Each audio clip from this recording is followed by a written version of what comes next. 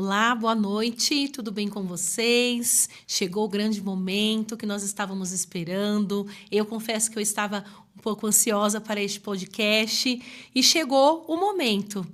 Quero agradecer a todos vocês que estão aí, os que estão chegando. Estamos aqui para falar um pouquinho desse tema que muitas famílias têm muita curiosidade, mas muitas das vezes não têm informação. Vou me apresentar para vocês. Eu sou a professora Kátia Ferreira, especialista em educação especial, especialista em TEA. Estou aqui hoje com uma convidada muito especial, a fonoaudióloga especialista em linguagem e fala infantil, a Isabela Magalhães. Tudo bem, Isa? Tudo bem, Kátia. Muito obrigada pelo convite. Primeiramente, quero dizer que é um prazer estarmos aqui juntas nessa noite de quarta para falar sobre um tema que eu amo, né? Que desdobro aí os meus estudos desde 2013. Eu estudo sobre isso, estudo sobre o papel dos pais, sobre o desenvolvimento da linguagem, da fala.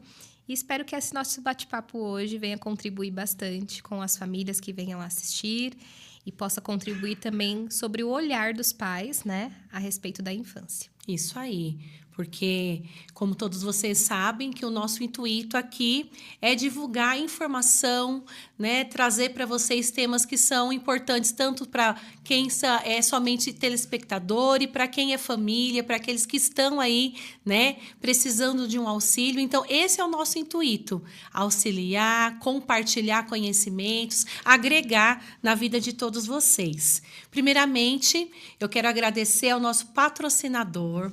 Olha só como nós estamos chiques, hein? Temos aí um patrocinador, a PVS Proteção Veicular.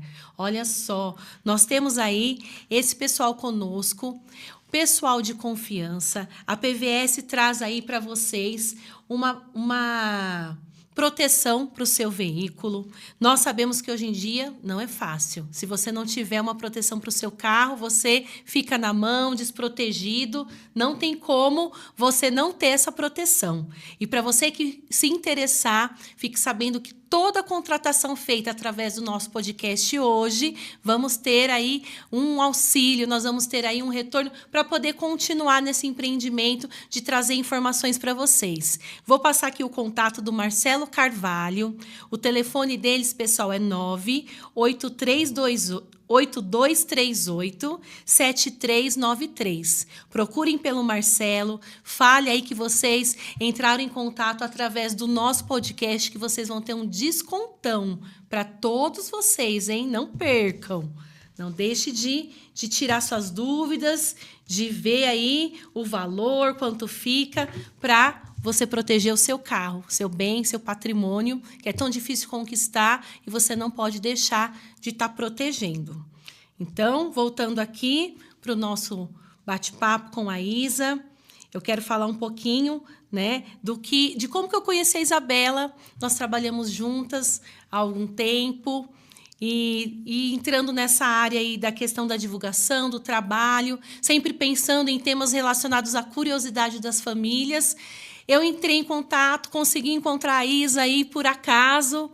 E aí falei, não, é ela mesmo, uma pessoa que realmente pode trazer aí muitas informações para todos vocês que estão aí conosco, compartilhar conosco aí o conhecimento, o que ela já estudou, né? O que ela vem estudando até hoje, para conseguir trazer esclarecimento para todos vocês. Então, o que nós vamos fazer hoje aqui? Explicar a importância do papel dos pais no desenvolvimento da linguagem infantil, fazendo um paralelo entre o ambiente familiar e a habilidade de comunicação. Porque todos nós sabemos que a primeira fase da criança é o quê? Dentro da casa, né? Com a família. Então, é aí que começa o estímulo, não é, Isa? Exato.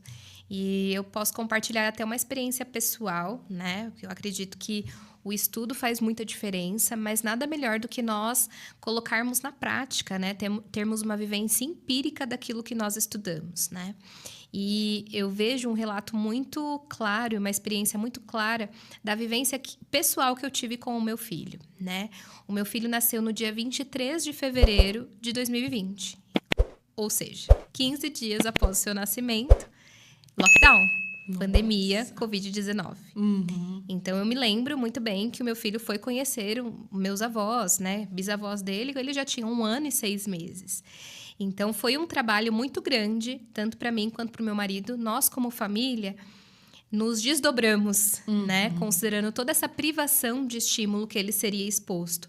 Considerando todo esse aspecto social que ele não viveria, né? Em virtude desse evento, dessa pandemia que ninguém esperava, nós nos desdobramos e pensamos juntos. Poxa, agora é a hora de nós aliarmos as nossas forças e pegarmos todo esse conteúdo que eu me desdobrei estudando ao longo desses anos e vamos aplicar. É Porque isso agora aí. que nós vamos ter na prática Sim. essa vivência de que todo esse embasamento teórico que a gente tem dá certo. Sim. E realmente deu certo. Meu filho começou a falar e se comunicar com 6 meses. Com 6 meses ele falou mamãe. Nossa. Então, e eu acredito, né, que ele também é meu cartão de visita, né? Aham. Filho de fonoaudióloga. Tem que ter. A gente espera que se comunique, que fale bem. Sim. Né? Então, eu acredito que toda essa vivência que nós tivemos também contribuiu muito, né, para o que nós iremos citar hoje, pelos tópicos que nós vamos conversar, porque é uma experiência pessoal e não somente profissional, Sim. né, de práticas, de estratégias baseadas em evidências, Sim. estratégias baseadas aí na ciência, que podem contribuir com o desenvolvimento das crianças. É isso aí. E a gente sabe que agora, nas escolas, as crianças da faixa etária dos anos iniciais são as crianças mais afetadas pela pandemia. Exato. Né? Tanto na parte da alfabetização, os que estão no nível maior ainda também sofrem com essa questão de não ter conseguido se alfabetizar, de toda essa questão que era uma parte, que era um estímulo que deveria ter acontecido e por falta de informação, muitas das Exato. famílias ficaram, né, aí à mercê do que Exato. foi passando. O tempo foi passando. Exato. E, infelizmente, houve muita perca. Eu lembro que nessa época nós trabalhávamos juntas, inclusive, Foi. né? E nós ali nos desdobramos no que estava ao nosso alcance, né? Para Sim. poder auxiliar as famílias que estavam ali sob os nossos cuidados. Mas a gente sabe que, e devido a todo esse contexto, realmente foi muito difícil. Todos nós fomos impactados, Sim. mas as famílias de crianças pequenas, e eu me incluo nelas, sofreram Sim. demais, né? Até mesmo pelos aspectos de saúde mental, né? Porque, principalmente no início da pandemia, a gente não sabia como o vírus se comportava, Sim. quem pegava, quem não pegava. E, posteriormente, até por essa questão social, todas as escolas fechadas, né? Ambientes de lazer fechados, né? Nós não podíamos frequentar espaços sociais. Sim. Nada. Eu acredito que foi um impacto generalizado que naturalmente impactou a relação das crianças, seus desenvolvimentos por consequência também. Sim, é verdade. E quais são as principais etapas do desenvolvimento da linguagem nas crianças? Já que nós estamos falando aí dessa questão, né, da pandemia, dos pequenos ficarem em casa, do seu filho.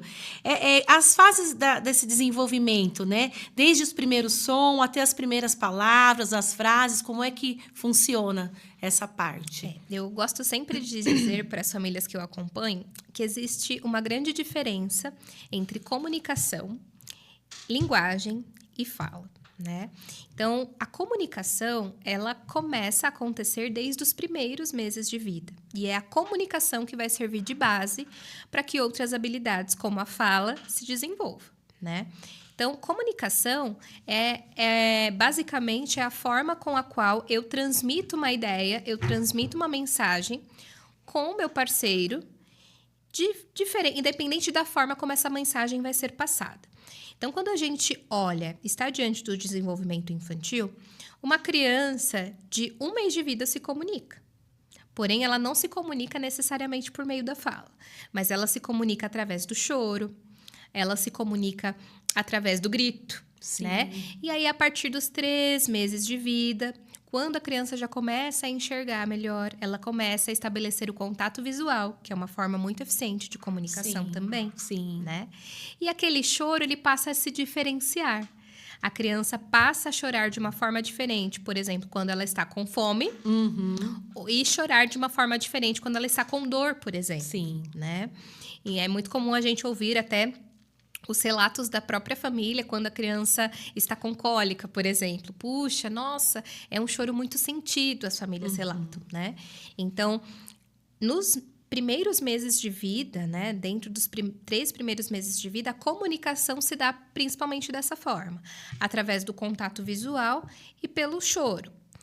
A partir dos 6 meses de vida, a criança evolui bastante, até mesmo do ponto de vista motor, Sim. né? Então, é um dado muito importante para a gente citar aqui, Kátia, que o desenvolvimento da comunicação, ele acompanha o desenvolvimento motor. E muitas vezes a gente não faz essa associação. Então, muitas vezes, quando a criança ela não está evoluindo na parte motora, ou seja, evoluindo nos seus movimentos, sustentando a cabeça, aprendendo a sentar, por exemplo, lá por volta dos 6 meses, muito possivelmente a comunicação não vai tão bem também. Por isso que é tão importante falado muito a questão do acompanhamento pediátrico. Exato. Porque é nisso que vai começar a observação. Exato. A mãe vai relatar e aí Exato. o médico vai ver se realmente essa criança, né, tem algum comprometimento. Exato. E se vem realmente apresentando outras defasagens no desenvolvimento. Então, ao mesmo tempo que ali por volta dos 3 meses a criança começou a diferenciar o seu choro e se comunicar de uma forma mais assertiva, mesmo que de uma forma mais instintiva, né? E não tão intencional, é a mesma fase na qual a criança vai começar a sustentar o pescoço, né? Ficar mais durinha, né?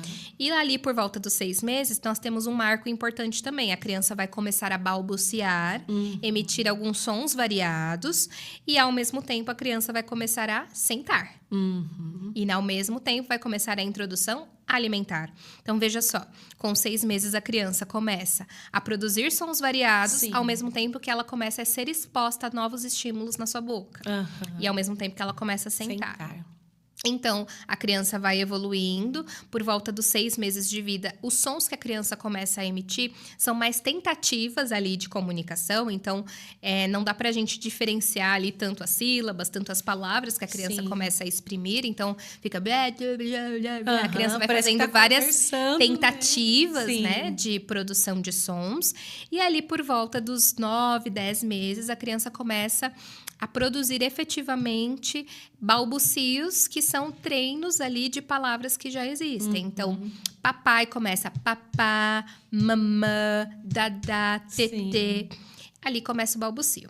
Então, nós esperamos que por volta dos 12 meses, né, que é ao completar 1 ano de vida, que é outro marco muito importante, nós esperamos que a criança já esteja minimamente produzindo de 5 a 10 palavrinhas, não com uma estrutura já complexa, afinal é um bebê, né? Mas que ela sempre ao olhar para algo ou para algum objeto específico, ela tem a intenção de se comunicar e começa a falar, né?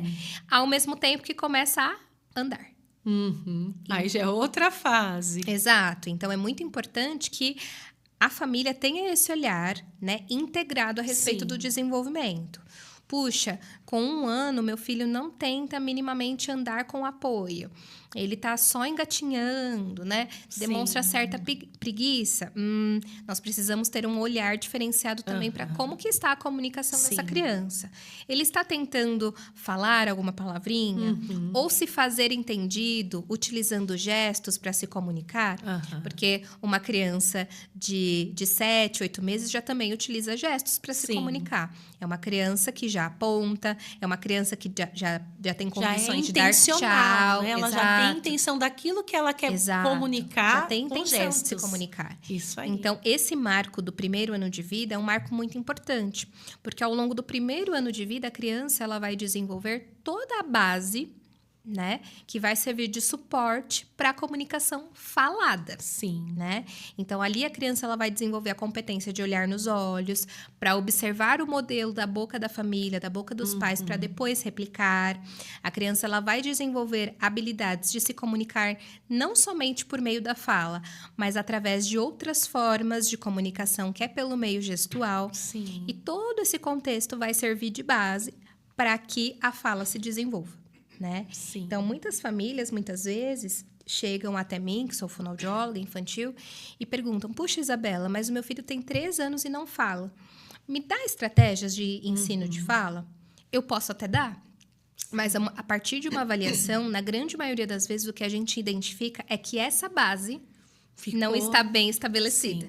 Então, a gente precisa dar um passo para trás, estimular essas habilidades de comunicação, para que a criança passe a se comunicar de forma eficiente para que a fala venha. É interessante que nós que trabalhamos com a família, que muitas das vezes quando a gente vai realizar a anamnese, num tempo tardio, a gente ouve muitos pais falar, mas eu falei com 3, eu andei com 4. As famílias associam muito ao que elas vivenciaram há muito tempo atrás, que não tinha tanto conhecimento, tanto estudo nessa parte do desenvolvimento infantil, e fica esperando que a criança um dia vá conseguir. E muitas das vezes, quanto antes você observar esses pontos que são tão importantes aí, é o tempo que você vai conseguir estimular o seu filho e ele não vai ter nenhum atraso no desenvolvimento. Isso é muito importante. Uma observação familiar. Porque essa questão do balbucio, do choro, quem pode fazer? É a família. Ninguém mais. Então, por isso que esse tema, essa questão, eu acho muito importante e foi muito legal nós trazermos, porque tem muitas pessoas que nós conhecemos, muitas pessoas que estão aí conosco e têm filhos nessa fase da primeira infância e que muitas das vezes fica perdido, sem saber o que fazer. Isso é muito bom, Isa. Exato. E aí, outro tópico que eu também acho que é muito importante em relação a esse desenvolvimento na primeira infância, sobretudo ali no primeiro ano de vida, é que se não tratarmos precocemente, nós acabamos lidando com lacunas do desenvolvimento, né? E o que são essas lacunas? Justamente isso. Vamos voltar ao exemplo de um indivíduo aí de 3 anos que chega para uma avaliação e com 3 anos ainda não fala nada. Pode ser que realmente ele tenha familiares diretos ali, como o pai ou como a mãe, que falaram tardiamente, né? Por volta dos 4. Ou por volta dos próprios 3 anos de idade. Porém, se eu espero que uma criança comece a falar com 1 ano, e ao invés de começar a falar ali as primeiras palavrinhas com 1 ano, ela fala aos 3, nós temos muitas lacunas, né, de desenvolvimento. E eu nomeio como lacunas o que exatamente? Habilidades que são esperadas conforme aquela faixa etária que não foram adquiridas no tempo oportuno. Então, com 3 anos de idade, eu não espero mais que a criança fale 10 palavrinhas como nos 12 meses. Sim. Eu espero que uma criança de 3 anos tenha um vocabulário de pelo menos 2.000 palavras. Sim. E se essas lacunas elas não forem preenchidas com uma intervenção, né, personalizada, específica para aquela criança, essas lacunas vão acompanhando esse indivíduo ao longo de toda a sua infância. Sim. E aí, o que muitos profissionais, o que muitas famílias, inclusive, não falam, justamente essas famílias que muitas vezes replicam, mas eu falei tardiamente. É muitas vezes o fracasso escolar, é muitas vezes os déficits de aprendizagem, que acompanharam, muitas vezes, esses familiares ao longo de sua vida. Por quê? O que dá base para o desenvolvimento da leitura e da escrita é a fala. E é a questão do estímulo. Exato. Então, muitas famílias se dão conta, muitas vezes, disso somente quando estão num processo de intervenção já tardio.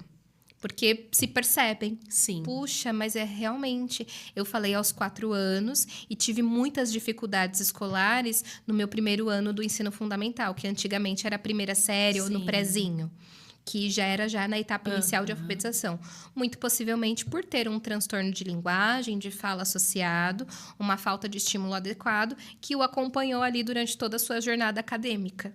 E que muitas vezes acabam culminando pela falta de acompanhamento especializado que nós realmente não tínhamos acesso há muitos anos atrás, acompanha muitas vezes ou ocorre com um fracasso escolar. Então, são pessoas que no futuro fazem um supletivo porque desistiram, né?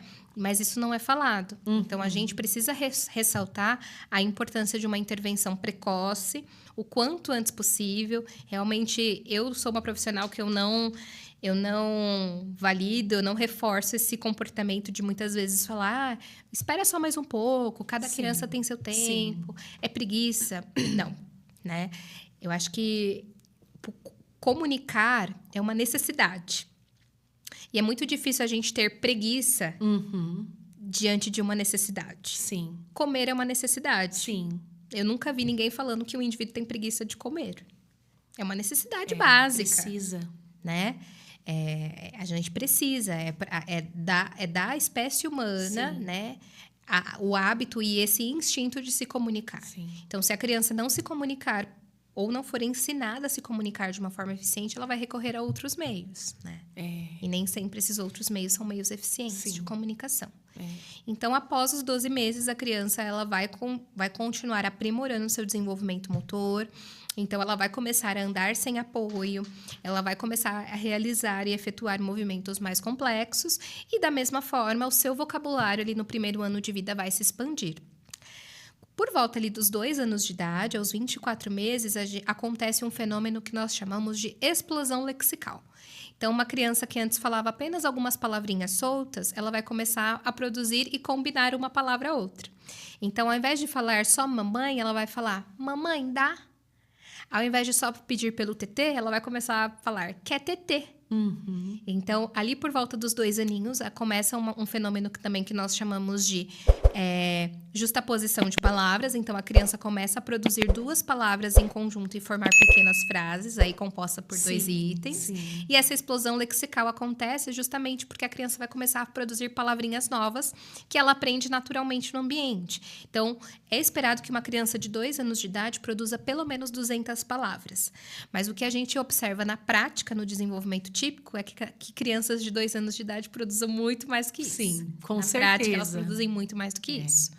Então, a criança continua se desenvolvendo e ali por volta dos 3 aninhos, elas já começam a produzir ali palavras e frases bem estruturadas, já com uma estrutura de começo, meio e fim. Então, as frases já têm ali 3 a 4 itens, o vocabulário já é bem extenso. Então, como eu disse anteriormente, uma criança de 3 anos já produz cerca de 2.000 palavras, né?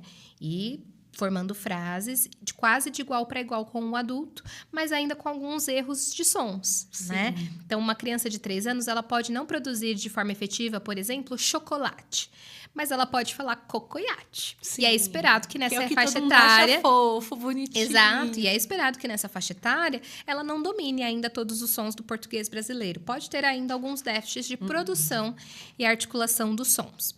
Aos 4 anos de idade, aí sim, é quase de igual para igual mesmo a comunicação com o adulto. A criança de 4 anos, ela já vai ser capaz de recontar alguns eventos que ela viveu no dia dela, narrar situações, recontar algumas histórias simples. Então, ela já tem uma complexidade, né, em sua fala, em sua produção, muito maior do que anteriormente. E essa fase também é marcada, né, pelo amadurecimento da criança, né, que já não é mais um bebê.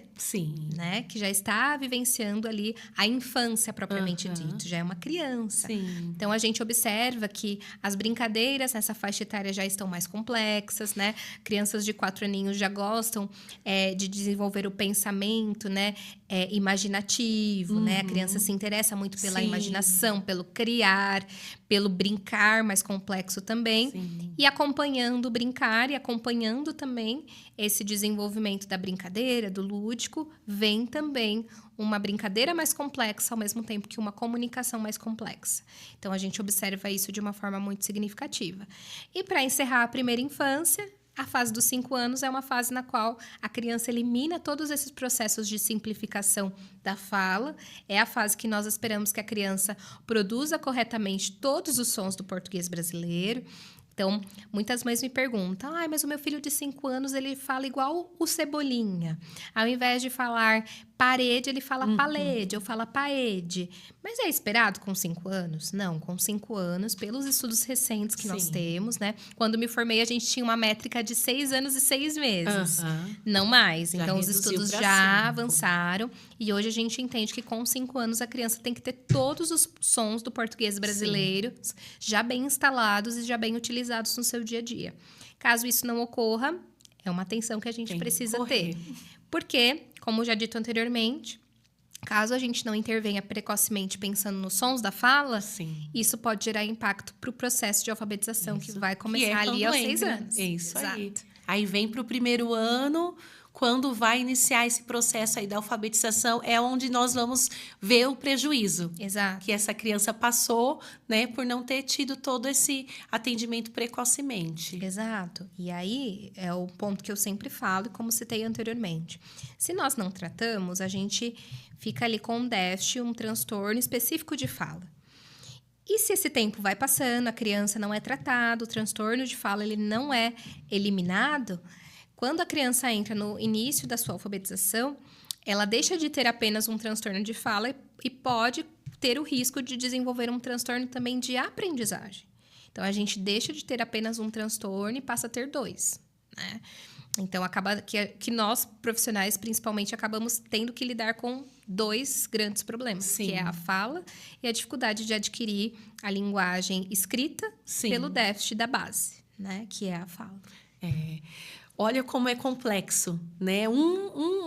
É como se fosse uma engrenagem. Exato. Tem que estar bem encaixado para que que tá bem tudo encaixado. corra bem. Se Exato. não tem, né, essa engrenagem aí encaixadinha, você pode achar que hoje não tem nenhum problema. Ah, não, é coisa da sua cabeça. Porque as pessoas têm costume de falar que nós que somos profissionais dessa área, que trabalhamos com criança, fala que a gente fica caçando pelo em ovo. Exato. Mas a questão não é ficar procurando, né, problemas, é querer realmente suprir esse tempo, porque nós sabemos o quanto o tempo é precioso na vida de uma Exato. criança. Não pode passar, né? Nós temos que agir, intervir o quanto antes. Exato. E ter esse olhar aí, né, para o desenvolvimento de cada uma delas. Exato. E não com o intuito de rotular, né? Sim. Rotular, realizar uma intervenção ou iniciar uma Sim. terapia fonoaudiológica, por exemplo, com o intuito de rotular aquela criança, como, aquela criança tem um transtorno de fala. Aquela criança ela tem um atraso no desenvolvimento da linguagem. Sim. Não com o intuito de rotular, mas a terapia, o acompanhamento especializado, ele vai favorecer que a gente extraia o máximo do potencial daquele indivíduo. Quando a gente deixa aquele indivíduo sem uma assistência adequada ou não procura por um acompanhamento especializado, nós não estamos sendo condizentes com o que aquela criança tem a nos oferecer naquele momento. Sim. Né? Então, a neurociência demonstra para nós, né, que quanto mais antes qualquer tipo de intervenção, não somente terapêutica, Sim. ocorre, Pra tudo. mais aquele cérebro tem condições, Sim. né, de se modificar, de criar novas conexões e, consequentemente, Sim. gerar novos aprendizados. E é um relato que eu sempre comento com os pais dos meus pacientes, né? É muito mais fácil você aprender a tocar piano com 60 anos ou se você começa a tocar com 5. Né? Os maiores músicos, os atletas mais bem desenvolvidos, atletas de elite. Quando a gente olha para o histórico desses profissionais, tanto músicos quanto atletas de alta Sim. performance, todos eles iniciaram a sua jornada Quando criança. na primeira infância. É isso aí. Porque as conexões neurais, cerebrais, Sim. elas são muito mais eficientes e muito mais ativas. Sim, até Isso- os 6 anos, né, Exato. que os estudos trazem. Exato. Antes dos 6 anos é uma fase muito importante. Exato. Não que depois dos 6 seja impossível, não. Mas o trabalho vai ser maior, vai ser, Exato. né, um pouquinho mais difícil. Exato. Então, a comunidade científica nomeia isso como uma janela de oportunidade, né? Nós temos ali uma janela de oportunidades para o desenvolvimento de habilidades básicas, né? Sim. Então, a gente precisa aproveitar essa janela para estimular. Isso Né? aí. Caso contrário, não que a gente perda o potencial de aprendizado. Nós Sim. temos capacidade de aprender até o fim Sim, da nossa vida, né? Isso sim, as pessoas, né? Exato. Mas eu aprendi depois de Não. grande. Não. Mas não foi muito mais difícil você aprender hoje do que se você tivesse aprendido antes? Exato. E aí, o que não se fala, né, é justamente sobre as lacunas que ficam quando esse aprendizado vai ocorrer muito tardiamente, né? Então, a criança ali não vai ter apenas uma demanda de falar algumas palavrinhas se ela começa a falar aos 4 anos. Sim. E o contexto social, né? A criança vai começar a falar com 4 anos de idade, mas os seus amigos já produzem frases complexas. Os seus amigos já recontam o que fazem na escola para os seus pais quando chegam em casa de forma muito eloquente. Sim. Mas o par ali etário, a criança Sim. que não foi assistida, que começou a falar só com 4 anos, ela tá falando só uma palavrinha por vez. Então, muitas vezes é um panorama que quem replica essa fala, né, Kátia, não para pensar nos aspectos sociais, por Sim. exemplo. É uma criança que não consegue ter uma boa interação ou não consegue ter uma interação social tão efetiva como deveria por falta de repertório. Sim. E isso é muito triste, né? Aham. A gente está negando, né, para aquele indivíduo ou não contribuindo para que para que o máximo do potencial dela seja atingido. Sim. Né? E é muito triste. Eu tenho até um relato de uma família que me procurou, né, para o apoio escolar da criança, veio atrás do reforço. Ai, porque ele deve estar sofrendo bullying, porque todos da sala praticamente lê, ele não está lendo. E ele relatou que está sentando com um colega, para o colega ajudar. Aí, quando chegou na fase da escola, é que a família se ligou. Não, está sofrendo, e agora? Né? Mas era algo que poderia ter sido observado desde o início, para que essa criança não estivesse passando por essa situação. Esse prejuízo. Sim. É verdade. E aí, falando aqui na questão do estímulo, da importância da família, quais são ações simples que os pais podem incorporar no dia a dia para estimular a linguagem? O que um pai, a família, a mãe, quem cuida daquela criança pode estar fazendo para ajudar? Conta pra gente. Eu poderia resumir apenas em uma palavra, né? Que é brincar. Né? Então, assim, o desenvolvimento da fala, da linguagem, da comunicação está muito relacionado com experiências. Quando eu digo no início aqui do podcast que foi uma época muito difícil, o período de pandemia, onde eu precisei realmente erguer as mangas e trabalhar no desenvolvimento do meu filho, foi porque ele foi privado do que mais contribui para o desenvolvimento da fala, da linguagem, da comunicação, as experiências. Experiências diferentes. Sim. Né? Então, nós tivemos, eu e meu marido ali como família, que se virar para que mesmo num contexto de privação, né? Privação social, privação de tudo, nós pudéssemos oferecer para ele o máximo de experiências possíveis. Né? E na primeira infância, né? As crianças desenvolvem habilidades brincando. A gente, quando observa e fala, nossa, o meu filho ele foi com 2 aninhos para a escola, ele entrou na escola com 2 aninhos, mas o que ele foi fazer com 2 aninhos na escola? Ele foi sentar numa cadeirinha, pegar o seu caderno, o seu lápis e fazer o cabeçalho? Não, ele foi basicamente brincar. É isso mesmo. Por isso que a educação infantil, e você tem muito mais capacitação, né, para falar disso do que eu, né, que sou apenas fonoaudióloga, mas a educação infantil, a base da educação infantil é o brincar.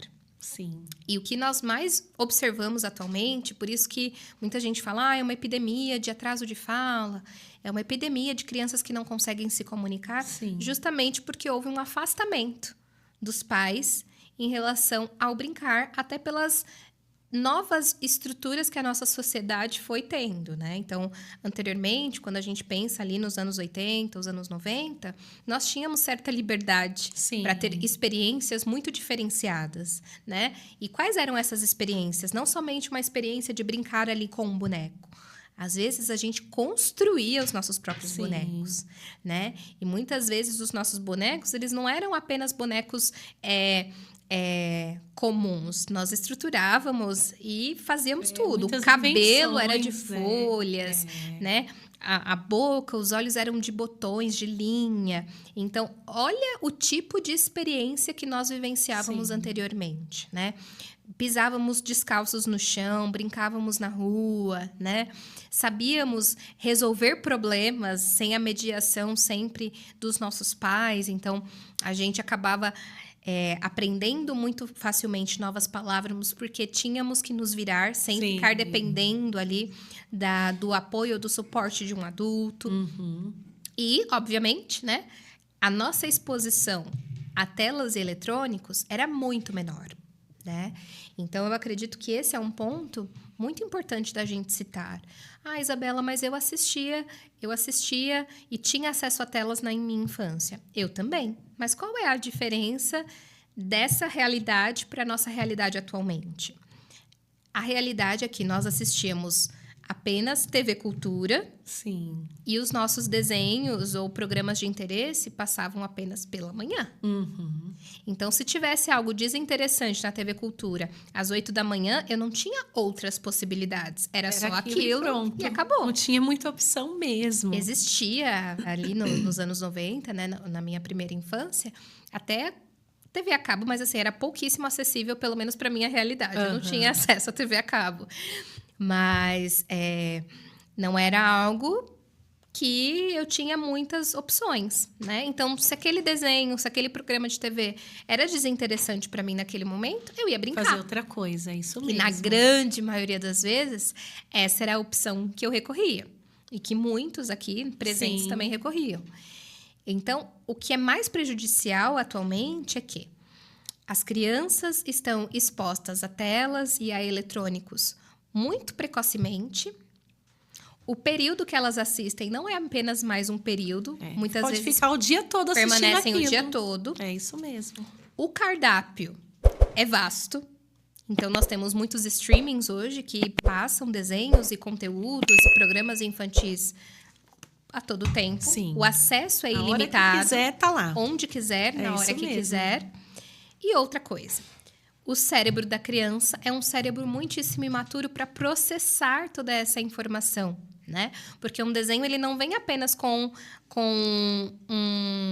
uma música ou algum estímulo nesse sentido. É um estímulo visual muito intenso, as cores são muito intensas, auditivamente são muitas palavras, muita coisa sendo dita ao mesmo tempo. E um cérebro muito imaturo que não consegue processar tudo aquilo.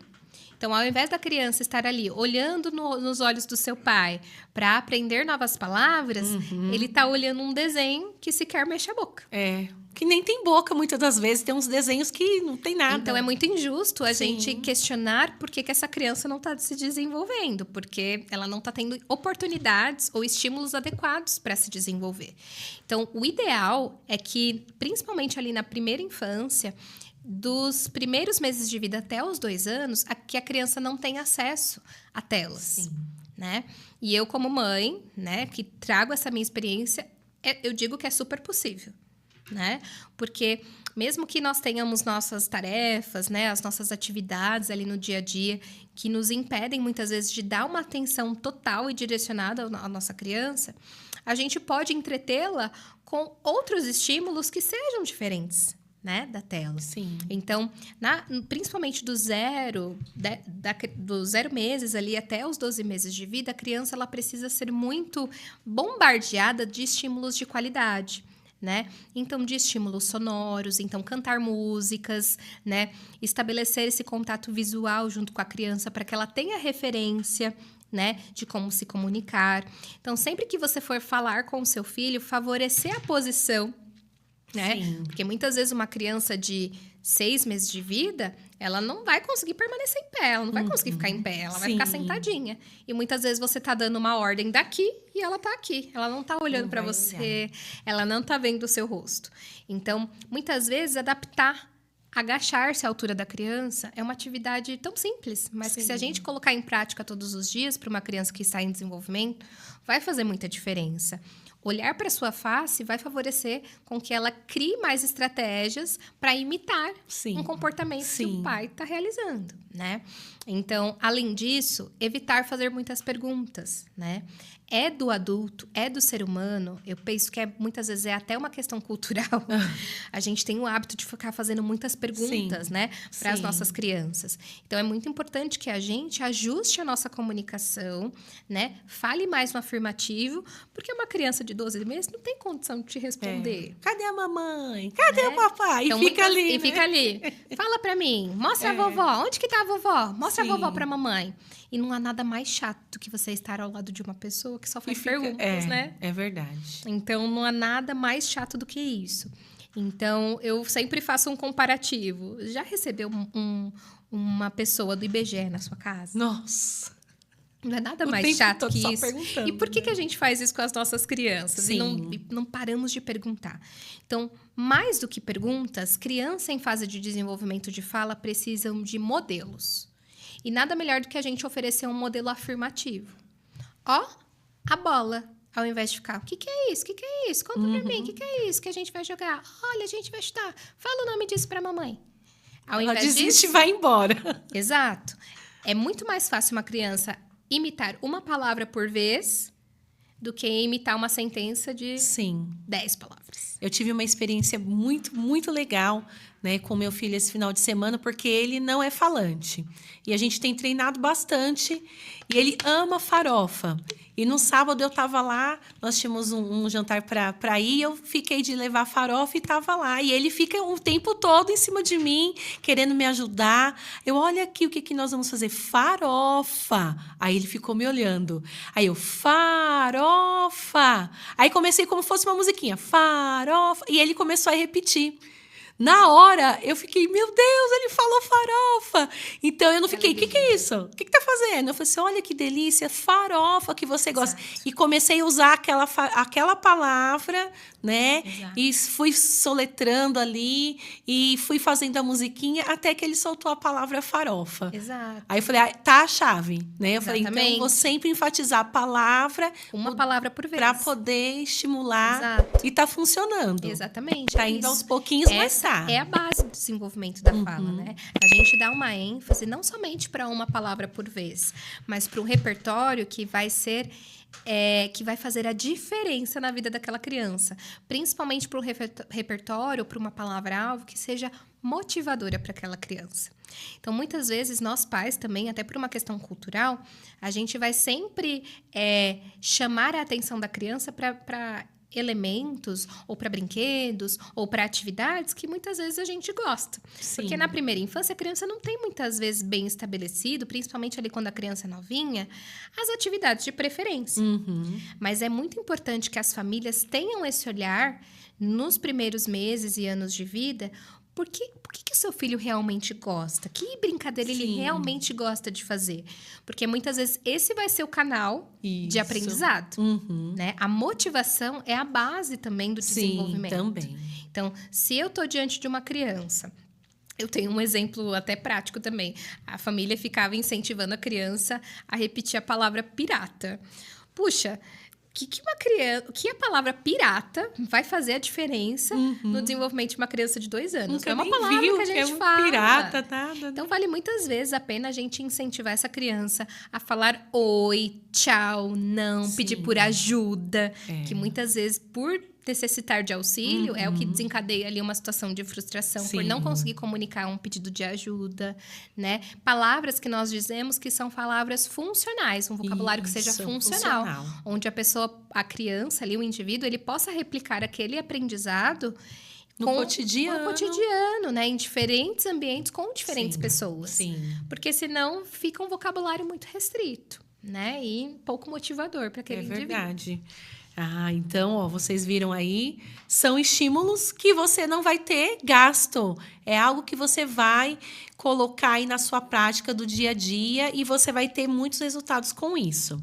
Agora que tem uma outra questão. Muitos pais têm expectativas específicas sobre os desenvolvimentos da linguagem e acabam comparando aquela criança. Né? Mas que nem 3 anos, é a fase ali que a criança está naquele boom. O meu filho de 3 anos faz isso. E o meu não faz. E agora? Como que vai impactar a vida da criança quando começa essa comparação?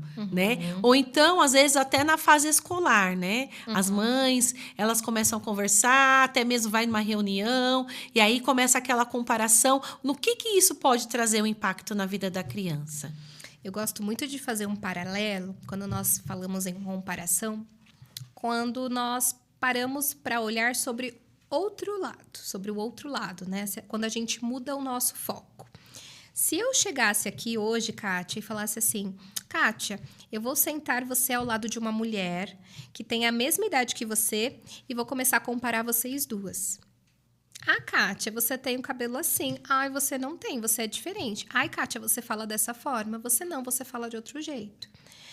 Você naturalmente, e a pessoa que estará sendo comparada com você, automaticamente vai se sentir muito constrangido. Por quê? Com certeza. Porque por mais que vocês tenham a mesma idade, né, e sejam mulheres, as vivências que vocês tiveram, pessoais, específicas ao longo das suas respectivas vidas, foram completamente diferentes. E por que a gente faz isso com as nossas crianças, né? Verdade. A comparação existe, mas ela é injusta. Por mais que a criança ali tenha 3 anos de vida, as experiências, a qualidade do estímulo, Sim. os aspectos sociais, socioeconômicos, inclusive, são completamente diferentes, né? Então, é isso que a gente precisa levar em consideração. A criança, ela merece e deve ser comparada consigo mesma. Sim. E essa precisa ser a nossa fala. Tendo como referência até mesmo o exemplo do seu filho, né? Ele, comparado com ele mesmo e com o desenvolvimento dele mesmo, teve uma evolução significativa Com certeza. quando ele produziu a sua primeira palavra. Sim. Então, eu acredito que isso é o mais justo, né? A gente ter esse olhar individualizado. Claro que os marcos do desenvolvimento, eles estão aí justamente para nos nortear. Porque a gente precisa ter uma referência do que é esperado a cada faixa etária ou não, até para a gente identificar o que é um desenvolvimento típico do atípico. Sim. Mas até mesmo dentro do desenvolvimento atípico, essa comparação muitas vezes existe. Muito. Nossa, eu recebo muitas vezes, sou muito cobrada pelas famílias que eu acompanho. Porque o seu paciente tem se desenvolvido mais que o meu filho, considerando que eles têm a mesma idade? Poxa, são vivências, Sim. são histórias, são desenvolvimentos, né? É. Completamente diferentes. Não é justo eu comparar, né, o desenvolvimento de uma criança, de um menino de 5 anos, muitas vezes, que tem necessidades, que tem urgências, que tem Sim. interesses completamente diferentes, né? De outro indivíduo que pode ter o mesmo sexo, o mesmo gênero, até mesmo a mesma idade, mas que tem vivências completamente diferentes, né? Então, eu acredito que é justo comparar apenas a criança com ela mesma. Porque com adultos a gente não faz isso. Sim, é verdade. E começar a observar, né? Observar. Olha como estava, olha agora. Então, sempre olhar para ela mesma. Isso Exato. foi bem interessante. Uma dica muito importante. Que se você olhar, a criança sempre vai te apresentar algo novo. Exato. Todos os dias. E eu percebo justamente isso, que quando a gente tem um olhar para somente para o número, Sim. e não um olhar para a criança, a gente acaba perdendo esse timing, né? Poxa, 2024, nossa, nós não tivemos evoluções. Eu não observei que o meu filho evoluiu ao longo desse ano de 2024. Foi um ano perdido. Opa! Mas comparado a ele mesmo? Sim. Ou comparando ele com outras crianças, né? Quando a gente sempre para ter esse olhar do desenvolvimento de um indivíduo comparado a ele mesmo, a gente, como você bem disse, sempre vai ter uma resposta diferente. Isso. Porque a gente sempre vai identificar barreiras que foram eliminadas, né? Dificuldades que antes eram muito latentes, que foram vencidas, Sim. né? Coisas que a criança não fazia anteriormente e que depois passou a fazer. Dificuldades que outras crianças não podem ter, Sim. né? Mas comparando o indivíduo com ele mesmo, foi uma evolução significativa. Precisa ser celebrada. Sim. Então, se a gente não celebra as pequenas evoluções, muitas vezes, quando a gente olhar para o todo, a gente realmente não vai conseguir enxergar uma evolução consistente ou significativa. É isso aí. Por isso que é importante você que é mãe, você que é família, que acompanha a criança, não ficar gerando tantas expectativas se comparando ao outro. Gere expectativas dentro daquilo que o seu filho te oferece, daquilo que ele tenha desenvolvido, do que ele tem aprendido. Isso aí é o que vai ajudar também a tirar a ansiedade, porque a gente vê que a ansiedade vem da família. Muitas né? vezes. Eles querem, assim, que em um mês... É como se fosse uma varinha mágica, né? Plim! Aconteceu. E não é. Tem todo um histórico, né? Tem todo aquele tempo, aquele processo que aquela criança, muitas das vezes, não vivenciou lá quando tinha 3 meses ou quando tinha 1 aninho. Então, se a gente for analisar, tem toda essa questão por trás. É verdade, é verdade. E aí entra a outra pergunta. Quando, né, a família deve buscar ajuda? Os sinais de alerta que vem apresentando, né? Como identificar os sinais possíveis de atraso na linguagem? Né? Quais são os sinais de alerta que indicam a necessidade de um apoio especializado? Quando é que aquela família vai olhar para a criança e falar assim, nossa, mas eu acho que ele tem que ir mesmo. Olha só, como que tá? O que é importante? Quais são esses sinais? Perfeito. Muitas vezes, né, a família só chega quando a criança não está falando, né? E o meu papel de estar aqui é justamente para trazer informação e uma informação com respaldo científico para que as famílias não cheguem somente nesse momento, mas intervenham o quanto antes, Sim. né? O grande sinal de alerta é, muitas vezes, a criança não estabelecer de forma eficiente, lá por volta dos 3 meses, o contato visual. Se a criança com 3 meses já não está estabelecendo bem o contato visual, não demonstra interesse para se comunicar, e não necessariamente falar, Sim. mas para se comunicar de outras formas, seja através do olhar, seja através do choro, a criança aparenta ser uma criança muito quietinha, ou uma criança que não demonstra interesse de se comunicar por meio de gestos, ou por outros meios de comunicação, ou vocalizando, ou emitindo sons, isso já é um grande sinal de alerta. É uma red flag, que nós chamamos, né? Uma bandeira vermelha de que algo não está indo bem nesse desenvolvimento. Outro sinal de alerta é a criança não compreender comandos com 1 ano de idade, né? Então, uma criança com 1 ano de idade já precisa, diante do seu nome, atender, né? Então, muitas vezes, quando a criança ela não está entendendo a comandos do tipo, pega o boneco, chuta a bola, vem aqui, ou muitas vezes atendendo quando chamado pelo nome, isso também já é um sinal de alerta de que algo nesse neurodesenvolvimento não vai bem. Sim. E isso não necessariamente precisa ser algo relacionado ao neurodesenvolvimento especificamente. Muitas vezes a criança ela pode estar, que é algo muito comum nessa faixa etária, inclusive, com uma otite, que é uma inflamação, né, do canal auditivo, Sim. né? E que, por não estar escutando, né, da forma como deveria, a criança não desenvolve ali as competências linguísticas esperadas, Sim. né? Então, muitas vezes, tratando adequadamente, realizando um acompanhamento pediátrico associado a um acompanhamento otorrinolaringológico, a criança começa a se desenvolver, porque ela está ouvindo adequadamente. Sim. E o falar vem pelo ouvir, Aham. né? Então, esse é um ponto importante. Então, se a criança não está olhando, se ela não demonstra interesse por se comunicar de outras formas, como através de gestos, isso já é um sinal de alerta. Quando ela também não responde a comandos ou não compreende comandos, como quando é chamada pelo nome dentro de um ambiente, isso também é um sinal de alerta. E, consequentemente, se ela tem 2 aninhos e não produz minimamente 200 palavras. Aí, realmente, já não é apenas um sinal de alerta, são Sim. vários sinais, né, de alerta que, em conjunto, sugerem que a família busque por um acompanhamento especializado, por uma avaliação especializada. Sim. Então, assim, a gente precisa se livrar desses mitos, né? Sim. Eu vou esperar até os 2 anos. Existem até muitos profissionais desatualizados que falam, seu filho ainda tem 1 aninho, é muito pequeno para fazer uma avaliação. Sim. Então, o ideal é fugir de profissionais que trazem esse relato, né? Eu não avalio crianças de 1 ano, eu não avalio crianças de 2 anos. Precisa esperar mais para conduzir uma avaliação. Muito Sim. pelo contrário.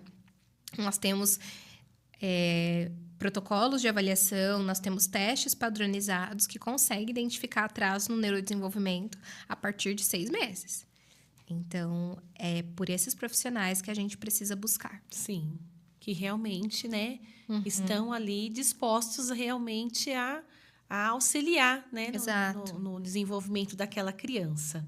Então, na sua experiência, né, como os pais podem colaborar com os educadores? Aí entra a parte aí, né, que vai a criança na escola, a pessoa que acompanha, na educação infantil, né? Como os pais podem colaborar com os educadores para garantir que as crianças tenham suporte na escola?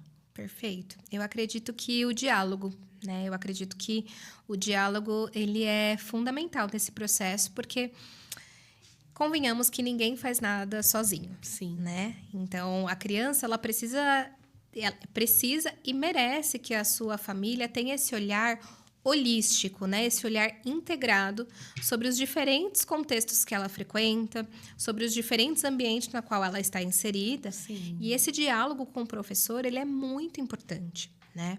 E eu percebo que muitas vezes a família acaba tendo um bloqueio, né? Muitas vezes não frequenta, reuniões, né, de pais e mestres, quando a escola solicita. Muitas vezes os professores marcam orientações específicas, né, individualizadas, né, para que os pais possam se apropriar, Sim. né, de como que anda o desenvolvimento. E eu percebo que os professores, principalmente nessa nova era que a gente vivencia, né, Kátia? Eu fiz um comparativo aqui, como era a nossa infância Sim. e como é atualmente. E antigamente a gente não tinha o hábito de ir para a escola de forma tão precoce. Sim. Porque a gente se ocupava, a gente brincava, a nossa estrutura familiar também era diferente. Então, muitas vezes a gente ingressava na escola aos 6 anos. Eu, pelo menos, Eu também. eu ingressei na pré-escola aos 6 anos de Sim. idade. Então, atualmente, as crianças muitas vezes vão para a escola e frequentam creches em período integral. Desde bebês. Desde os 6 meses de vida. Muitas vezes, no primeiro aninho de vida, já está das 7 às 17 na escola. Sim. Então, é muito injusto a gente não levar em consideração um relato de um professor que muitas vezes vai ter uma vivência. Sim. E uma convivência com o seu filho, Isso. muitas vezes maior que até a sua como pai. Com certeza. Muitas vezes o educador, o professor de educação infantil, ele vai ter um conhecimento e uma vivência muito maior que o próprio pai Sim. daquela criança. É verdade. Então, a gente não valorizar esse olhar, a gente não valorizar esse achado, é uma baita de uma ignorância, porque a gente não vai estar, muitas vezes, tendo o olhar ou a percepção Isso. que aquele professor, que aquele educador tem, né? Até pensando... até mesmo na configuração da nossa sociedade atualmente. Nós estamos muito diante, e eu me enquadro, pelo menos até o momento, nessa configuração de filhos únicos. Então, a referência que eu tenho em casa, qual é? De uma criança que brinca sozinha e que brinca com adultos. Para eu saber como meu filho, ele brinca, interage e se desenvolve com outros, eu preciso do olhar do professor. Sim. Porque ele tem essa vivência, pelo menos 6 horas, pelo menos 8 horas do dia dele, semanalmente, né?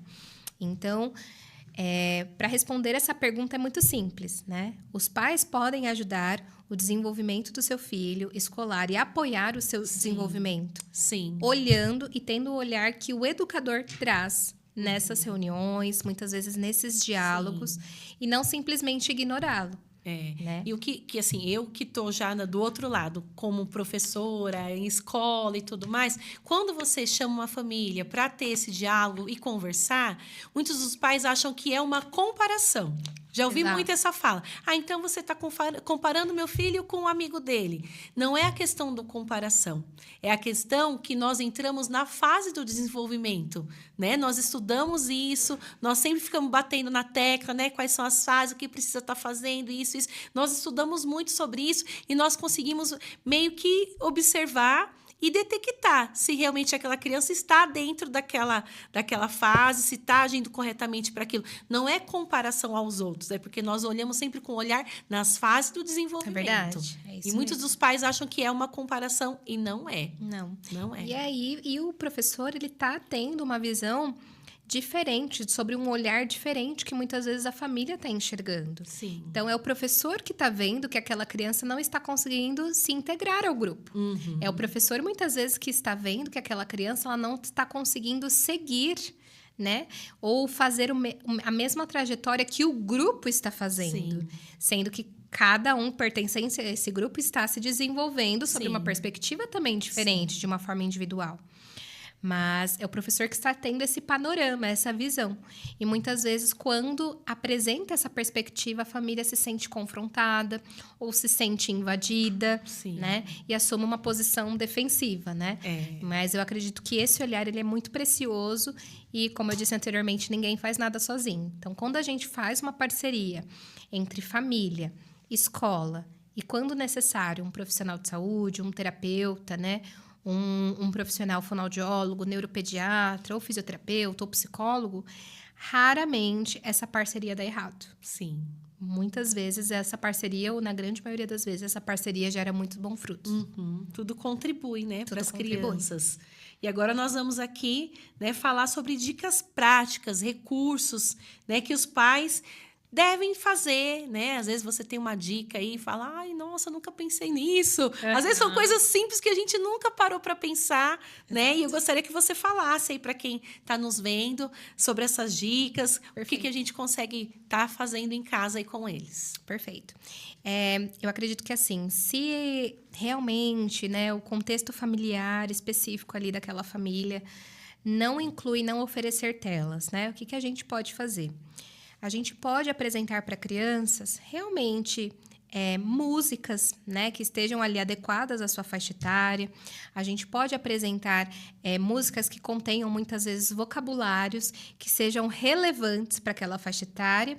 E um canal do YouTube que eu indico muito é um canal que se chama Minha Vida com Alice. É um canal do YouTube totalmente gratuito, que tem diversas músicas que ensinam vocabulários que são relevantes, principalmente para essas primeiras etapas do desenvolvimento. Então, nós temos uma música do oi, nós temos a música do tchau, nós temos a música, por exemplo, somente dos animais da fazenda, nós temos a música das cores. Então, esse canal é um canal do YouTube feito por uma mãe de uma criança com atraso no neurodesenvolvimento, uma criança com síndrome de Down, que hoje nós chamamos de T21, né? Trissomia do 21. E essa mãe desenvolveu várias músicas e, à medida que a música está passando ali na tela, tem uma boca produzindo cada uma dessas palavras que estão sendo apresentadas em forma cantada. Além disso, um fenômeno que nós observamos muito nas músicas infantis é que as músicas infantis elas são muito rápidas. Então, até uma prática minha do consultório, uma criança que gosta da música do pintinho amarelinho da galinha pintadinha. Na grande maioria das vezes, eu vou lá nas configurações do YouTube e reduzo a velocidade. Porque a criança, muitas vezes, é muito pequena para processar toda aquela informação rápida demais. E muitas vezes a criança fala nenhuma palavra. Como que eu vou apresentar tudo ao mesmo tempo tão rápido? Ela não vai conseguir processar. Então, essa é uma dica também que eu dou para as famílias, né? Se você observar que a sua criança é muito pequena e que ela tem um interesse específico ali por músicas populares, né? O Pintinho Amarelinho, O Sapo que Não Lava o Pé, músicas que as crianças, né, escutam nas escolas também. Opte por reduzir um pouco da velocidade da música para que ela tenha oportunidades mais efetivas de processar aquela canção. Para que aquele estímulo seja eficiente. E aqui também trazendo uma estratégia que eu desenvolvi, né? No mês passado eu tive a oportunidade de fazer um curso de formação de pais. Um curso totalmente online que se chama Comunicar em Par. É um curso gratuito que está no link da minha bio, né? As famílias podem acessar. Isso aí. E é um curso composto por 6 aulas e também tem um e-book gratuito dentro do curso que tem como objetivo capacitar os pais para que eles sejam verdadeiros pares, né? E agentes ativos aí no desenvolvimento dos seus filhos e não apenas espectadores, né? Então, é um curso no qual eu ensino os pais a brincarem, eu ensino todas essas etapas do desenvolvimento de uma forma acessível, sem utilizar uma linguagem tão técnica, de forma que você ouve aquele conteúdo e não consegue realmente se apropriar.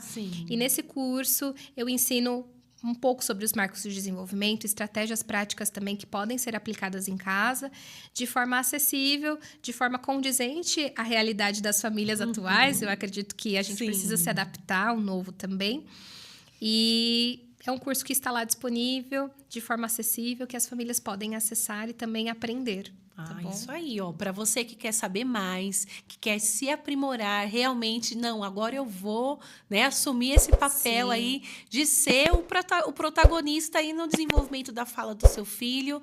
Entre lá no Instagram da Isabela. Isso. Isabela Fono Isabela Magalhães. Isso mesmo. E aí, na bio dela vai estar lá o link para esse curso maravilhoso. Isso. Não deixem de fazer para vocês que têm essas crianças aí menores, tirem suas dúvidas. Exato. É muito importante. Eu até assisti uma live de uma mãe falando sobre esse curso, falando sobre a questão dos estímulos. Foi muito bom. Gostei bastante. É muito importante. É um assunto aqui, se nós formos falar, nós vamos ficar por muito tempo. É verdade. Porque tudo que é relacionado ao desenvolvimento de uma criança não é simples, não é nada rápido, não é um pastelzinho de feira que você chega lá, pede rapidinho, É uma em menos de 5, construção, né? é uma construção, é uma vida, né, que está sendo ali iniciada e que nós, familiares, temos um papel muito importante. Muito importante, e nós precisamos assumir esse papel, buscar conhecimento, porque ninguém nasceu sabendo, Exato. né? Ninguém consegue. Então, nós temos aí muitos recursos, por isso que nós temos aqui o nosso podcast para trazer essas informações que são riquíssimas. E a Isabela falou do curso, quer falar mais alguma coisa sobre o curso? É isso mesmo, eu acredito que o curso está lá na plataforma da Hotmart, né? Então também é uma plataforma segura para quem queira adquirir, né? Então é um curso também que tem uma durabilidade ali de 1 ano, caso a pessoa tenha algum compromisso, não consiga seguir com as aulas de forma certinha, periódica, não tem né? desculpa. Eu acredito que essa é uma liberdade que hoje nós temos no digital, Sim. né? Então, é um curso que fica disponibilizado aí nessa plataforma que é segura por 1 ano. Sim. Você pode assistir e ter acesso aos conteúdos enquanto, muitas vezes... Né, tendo o meu exemplo pessoal, enquanto lava uma louça, enquanto faz isso outra aí, atividade, isso você aí. está ali adquirindo o seu conhecimento. Sim. Essa é a realidade das mães atualmente, Sim, né? sim. E também ter um acesso a um grupo, né, de pais que também participaram É isso aí. dessa formação e podem contribuir ali nesse Sim, grupo de sim. pessoas que adquiriram o curso, podem relatar ali suas experiências, como que está sendo a aplicação das estratégias do curso. Então, eu penso que é muito válido, né? A gente também se unir a pessoas que compactuam Isso. e têm o mesmo objetivo que a É gente. isso mesmo. Esse é o nosso objetivo. Sempre trazer muita informação. Hoje, em particular, né, nosso podcast aí foi transmitido através do link aí do Pode Crer para geral. Houve uns contratempos aí no meu canal, mas os próximos vão estar sendo aqui no meu canal, no YouTube, Kátia Ferreira. Se você ainda não se inscreveu, se inscreva no meu canal. Instagram também, nas minhas redes sociais, sempre estou lá postando algo novo, tirando as dúvidas, tendo essa interação com vocês. É professora Prof. Kátia Ferreira, sigam lá no Instagram. E também estamos aí divulgando o espaço pedagógico Conexão Aprender. Comecei aí, né? Era um plano que eu já tinha há muito tempo e fui só deixando. Você vai sempre, né? Amanhã eu faço, depois eu faço. Você vai procrastinando. E aí a gente trabalha, né? Com reforço escolar, atendimento psicopedagógico, temos aí orientação às famílias. Estamos sempre juntos aí para proporcionar para vocês um atendimento de qualidade. Temos aí também o nosso patrocinador, PVS, Proteção Veicular. Olha só, a proteção do seu veículo é completa. Ela protege você da colisão, do furto, roubo, fenômenos da natureza, perca total, sem perfil de condutor, sem consultar SPC e Serasa, assistência 24 horas, 99 Uber tem uma condição especial. Então, você também está tendo a oportunidade aí de estar entrando em contato. Procure pelo Marcelo, certo? Vou falar de novo o telefone, 98238-7393. E falando que você entrou em contato através do nosso podcast, você vai ter aí um descontão na sua taxa de adesão. Combinado, pessoal? Estamos aqui sempre para trazer essas informações importantíssimas para vocês. Isabela, quero te agradecer muitíssimo. Fiquei muito feliz de você ter aceitado o convite. Eu que agradeço, um prazer estar aqui com você, né? Nos reencontrando, é um né? reencontro. Muito obrigada por esse espaço. Sim. E espero que em outras oportunidades eu possa estar aqui novamente. Com certeza. Para a gente disseminar ainda mais informação. Com certeza. Vamos estar aqui sempre para poder, né, compartilhar aí de muitas experiências que têm agregado as nossas vidas, têm nos ajudado aí, não só no profissional, mas também como mães, como, né, pessoas que também têm a prática de tudo isso. E o nosso intuito é esse, sempre trazer informação para vocês. Tem alguma pergunta? Não? Então, tá bom. Quero agradecer demais a participação de vocês, todos vocês que estiveram aí conosco durante esse tempo. Nós sabemos que o tempo é algo tão precioso e se você investiu o seu tempo aqui para estar aqui ouvindo a gente, para para ouvir nosso compartilhamento, quero agradecer Muito, muito mesmo. Logo, logo teremos mais novidades, outros temas importantes aqui para compartilhar com vocês. Muito obrigada, Kátia. Eu que agradeço, um beijo, uma ótima noite para vocês e até mais.